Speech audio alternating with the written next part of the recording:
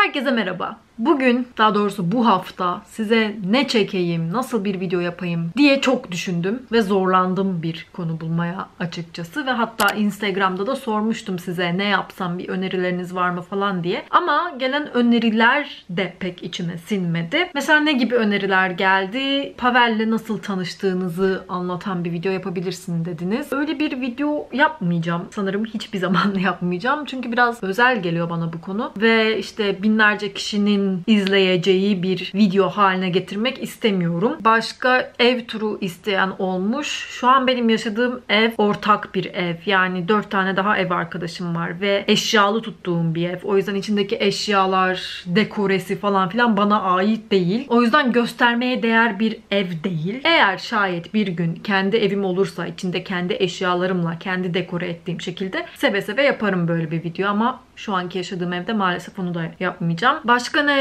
demişsiniz? Pavel'le videolar istemişsiniz. Pavel burada değil, Polonya'da. O yüzden bir ay daha beklemeniz gerekecek. Polonya'daysan sokak röportajları yapabilirsin demiş bir arkadaş. Polonya'da değilim, İstanbul'dayım. Ama sanırım Polonya'da olsam da bende o medeni cesaret yok. Sokakta insanları durdurup soru soracak. Ama deneyebilirim, bilmiyorum, Polonya'ya gittiğim zaman. Mayıs'ta gideceğim, bakarız. Başka ne demişsiniz? Hatırlamıyorum diğerlerini. Ama böyle tamam olur hadi bunu yapayım diyebileceğim bir öneri maalesef gelmedi. O yüzden ben de kendim bir şey buldum. Daha doğrusu şöyle anlatayım size. Bir de ben en sevdiğiniz YouTuber'ları sormuştum. Onu da şey için sordum. Gireyim bakayım kanallarına, ilham alırım belki neler yapmışlar falan filan diye. Bu arada hepiniz Barış Özcan demişsiniz. Barış Özcan demeyen tek bir insan bile yok. Barış Özcan gibi bir video yapmam mümkün değil benim. Kendisine saygı duyuyorum buradan, saygılar ama yani yerimi biliyorum yani. Neyse işte gene dolandım YouTube'da falan, herkesin bugün ne yedim videosu var. Ve yorumlara falan baktım. Hep eleştiri almışlar. Şu yönde eleştiriler. Üf herkes de avokado yiyor falan filan diye. Ya da ne bileyim biraz daha özenli, böyle daha ilginç yemekler olduğu zaman hani kendilerine yakın bulmamışlar o kişileri. Benim de bu zamana kadar bugün ne yedim videosu yapmamamın tek sebebi ben ilginç bir şey yemiyorum ki bu insanlara ne göstereceğim falan filan diye düşünmemdi. Ama sanırım aslında ilginç bir şey yesem, mesela ne bileyim böyle portakallı Pekin ördeği falan filan yapsam eleştirileceğim. Öyle düşündüm, bilmiyorum. O yüzden size daha gerçekçi bir bugün ne yedim videosu sunmaya çalışacağım. Umarım beğenirsiniz. Bu kadar. Şimdi saat şu an sanırım 11.30 falan. Ben uyanalı bir yarım saat falan oldu. Ve şu an kahvaltı yapacağım. Yaptığım kahvaltı aslında bayağı basit bir kahvaltı. Yulaf ezmesi yiyeceğim. Şimdi ben normalde her gün mü yulaf ezmesi yiyorum? Haftanın böyle en az bir 4 günü falan evet yulaf ezmesi yiyorum. Diğer 4 günlerinde de 4 değil 3. Normal Türk kahvaltısı, ekmek kızartıp işte peynir, zeytin, yumurta falan filan yapıyorum. Ama yulaf ezmesi şöyle iyi oluyor. Hem hızlı hem doyurucu. Hem mesela şunu Migros'ta falan 7.45 sanırım fiyatı. Ve bu kocaman paket, kocaman değil aslında küçücük paket ama küçücük bir miktar yulaf ezmesi ile doyabiliyorsunuz ve bu paket bayağı uzun sürüyor. O yüzden mesela evde ekmek yok diyelim. Ben markete gidip ekmek alacağım. Normal kahvaltı yapacağım.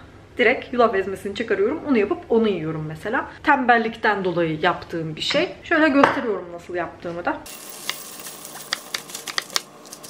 Bir çay bardağı yulaf ezmesini bir porsiyon bir kişiye yetiyor. En azından bana yetiyor. Şöyle tencereye koyuyorsunuz. Ondan sonra bunun üstüne ben bir ölçü çay bardağı, hani nasıl bir bardakla koyduysanız o kadar süt.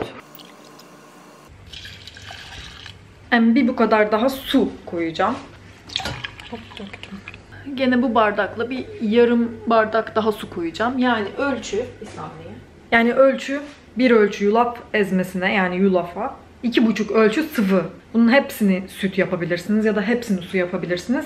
Ama hepsini süt yapınca bana çok ağır geliyor. Hepsini su yapınca da çok tatsız geliyor. O yüzden böyle yarı yarıya yapıyorum ben. Sonra bunu pişirmeye başlıyoruz. Ve tabii ki de böyle sadece işte yulaf ve süt, su olmayacak. Bir de ben ona bir parça çikolata koyuyorum. Şöyle bir kalıp, bir ne deniyor buna ya? Bir bar çikolatadan 2 karesini alıyorum. 2 kare çikolatayı içine koyuyorum. Ondan sonra bir de tarçın koyacağım. Onun da miktarını siz kendiniz ayarlayabilirsiniz, ne kadar tarçın sevdiğinize bağlı olarak. Ben böyle bir çay kaşığıyla bir tatlı kaşığı arası, yani 1,5 çay kaşığı falan koyuyorum. Şöyle. hem çekip hem bir şey yapmak gerçekten çok zor. Döktüm her şeyi şu an. Biraz da bir tatlı kaşığı ya da 1,5 tatlı kaşığı da bal koyuyorum. Sonra bu biraz kaynayınca bunun altını iyice kısacağım. Sonra karıştıra sürekli karıştırarak pişireceğim. Şu kıvama geldiği zaman neredeyse hazır. Ben birazcık daha kaynatacağım ama böyle lapa lapa olması lazım. O kadar. Bunu aktarırken biraz iğrenç gözüktüğünün farkındayım. Bu kadar. Ay döküyorum. Böyle. Bir de tabii ki çay yaptım.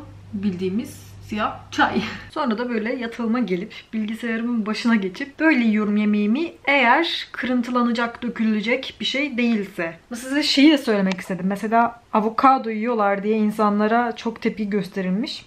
Ben de avokado yiyorum arada. Çünkü aslında avokado bakıldığında market fiyatlarına artık o kadar da pahalı değil. 5 lira tanesi. Muzun da tanesi 5 lira. O yüzden nasıl yediğimi, nasıl yaptığımı falan görmek, bilmek isteyen olursa başka bir videoda da bundan da bahsedebilirim. Şimdi biraz acıkmaya başladım. Saat kaç oldu? 2:30 falan oldu. Ve aynı zamanda videoyu editlemeye de çalışıyorum. Hani sabahki çektiklerimi şimdi editliyorum ama artık editleyemiyorum. Çünkü bilgisayarımın şarj kablosu bozuldu. Böyle mühendislikler falan yaptım ama bir süre öyle kullandım ama artık çalışmıyor. Editleyemeyeceğim. Bilgisayarıma da kabloyu takmadığım zaman şarjı 15 dakika içinde falan bitiyor. O yüzden şimdi hem öğlen yemeğim için zaten markete gidecektim. Bir yandan şu kabloyu da alayım. Sanırım bizim mahallede bir elektrikçi var. Umarım bana yardım edebilir. Bana şans dileyin. İnşallah halledebilirim. Çünkü bu videoyu editlemem lazım. Geldim ama yaptırdım bu arada bilgisayarın kablosunu. Ama öldüm. Çünkü önce bir gittim sadece kabloyu alıp gittim. Çünkü şey diye düşündüm. Ya yeni kablo alacağım ya da onun ucunu değiştirecek falan diye düşündüm. O yüzden sadece kabloyu aldım gittim. Dedi ki bana bilgisayarını da al gel. İyi tamam ama o gittiğim bu bilgisayarcı abi bizim eve böyle bir 15 dakika uzaklıkta ama bu 15 dakika hep yokuş çıkmalı. Bir 15 dakika. Neyse geri geldim eve. Bilgisayarı aldım. Tekrar o yokuşu çıktım. Bilgisayarcıya gittim. Yaptı. Ondan sonra kartla ödemek istedim. Kart geçmiyormuş. O yüzden diğer taraftaki yokuştan aşağı inip bankamatiğe gittim. Para çektim. Geri geldim. Adama parasını verdim. Ondan sonra bilgisayarımı ve kablosunu aldım. Alışverişe gittim. Yemeklik alışverişimi yaptım. Sonra tekrar geldim. Ve bu benim böyle bir buçuk saatimi falan aldı. Saat şu an 4. Ve ben anca öğlen yemeğimi yapacağım. Acıktım ve yoruldum aşırı. Neyse başlayalım. Şimdi öğlen yemeği için körili tavuk yapacağız. Ben eğer tek başımaysam aslında evde, Pavel yoksa Polonya'daysa hayatta uğraşmam bununla.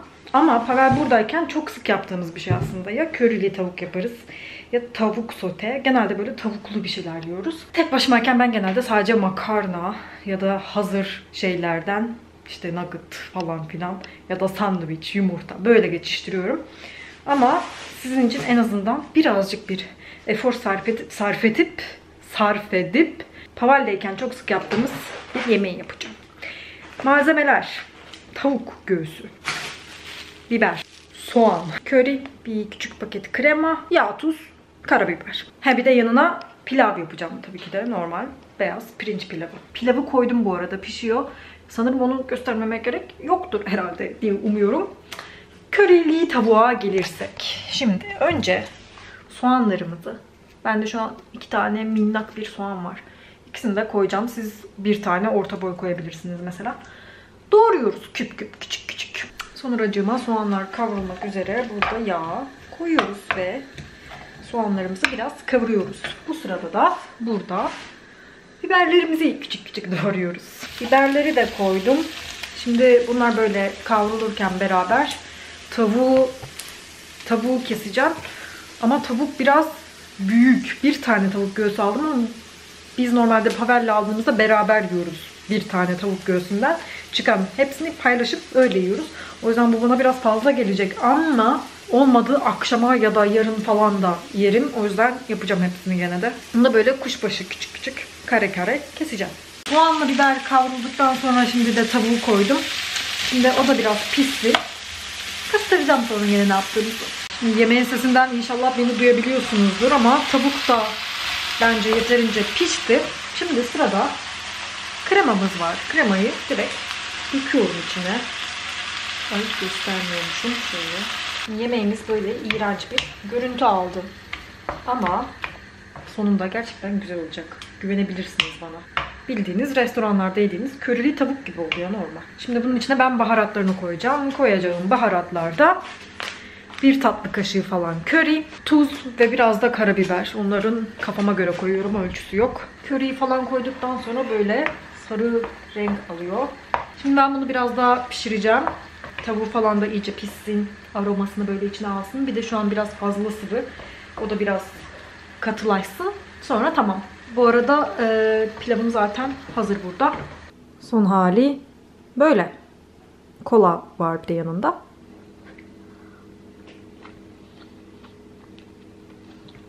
Ve tabağımı bitiremedim. Böyle yarısı falan duruyor. Ve şeyde de var. Burada da biraz daha tavuk var. Sanırım onları böyle bir saklama kabına koyup akşam yiyeceğim. Normalde menüde akşam salçalı makarna vardı. Çünkü bu benim her gün, abartmıyorum, her gün yediğim yemek. Salçalı makarna. Yanında turşu, yoğurt. Ama bu varken şimdi onu yapmakla uğraşmayacağım büyük ihtimal. Düşündüm acaba farklı bir şey göstermiş olayım diye bir de salçalı makarna mı yapsaydım? Sanki salçalı makarna acayip değişik, farklı bir şeymiş gibi. Ama sonra dedim ki hani eğer bu gerçekçi bir bugün ne yedim videosu olmak için yapılıyorsa, gerçek hayatta yani video çekmiyor olsaydım ne yapardım? Kalanı akşam yerdim. O yüzden öyle yapacağım. Ama sanırım zaten akşamki menüde de planımda salçalı makarna olduğu için çok da bir şey kaçırmış olmadınız yani. Saat 8 falan oldu ve ben hafiften acıkmaya başladım. Ama eğer şimdi yersem biliyorum ki ilerleyen saatlerde bayağı bir acıkacağım. Çünkü ben 2'de 3'te falan uyuyorum. O yüzden şimdilik öyle birkaç bisküvi tarzı bir şey atıştıracağım. Yiyeceğim bisküvi de şöyle bir bisküvi. Bilmem hatırlıyor musunuz? Benim bir arkadaşım vardı İlk Sen diye. Bundan 1 ya da 1,5 sene önceki vloglarımda vardı. Avustralya'daydı o 1,5 senedir. Ve şimdi geldi. Bir süreliğine geldi. Geri gidecek gene ama bana oradan bunu getirmiş. Tim Tam diye bir kurabiyemsi, bisküvimsi bir şey. Ve ben bu bisküviyi işte Avustralya atıştırmalıklarını deniyorum videolarında falan yıllardır hep görüyordum. Ve bunun özel bir yenilme tarzı var Avustralyalılarca. İlksencim sen de bilmiyorsan öğren. Gösteriyorum bak. Şimdi bunun bir köşesini ısırıyoruz. Bu arada içini de göstereyim. Böyle 2 kat bisküvi. İçinde bir çikolata dolgusu var. Dışı da çikolata kaplı. Böyle ikramla albeni karışımı bir şey. Ondan sonra ısırdığımız köşenin alt tarafta tam tersi olan köşesini ısırıyoruz. Burada çayım da var. Normal siyah çay gene. Sonra bir köşeyi çaya bandırıp diğer köşesinden pipetle içer gibi çekiyoruz. Bunu buraya koyup yapmam lazım. Pardon. Sonra da hepsini ağzımıza atıyoruz. Böyle çayı emdiği zaman ağızda eriyor o çikolata. Bayağı güzel oluyor. Bunu albeniyle falan da deneyeceğim oluyor mu diye. Saat 9 oldu ve ben son öğünümü yiyeceğim şimdi. Sanırım size de zaten sürpriz değil. Öğlen yaptım. Körili tavuğu yiyeceğim gene. Ve kolam da var. Bilgisayarın başka böyle benim gibi tepsi olarak kullanan var mı aranızda? Yorumlarda yazarsınız. Bu kadar. Bu saatten sonra sanırım yemek yememeliyim. Bir sonraki videoda görüşmek üzere. İzlediğiniz için çok teşekkür ederim. Bay bay.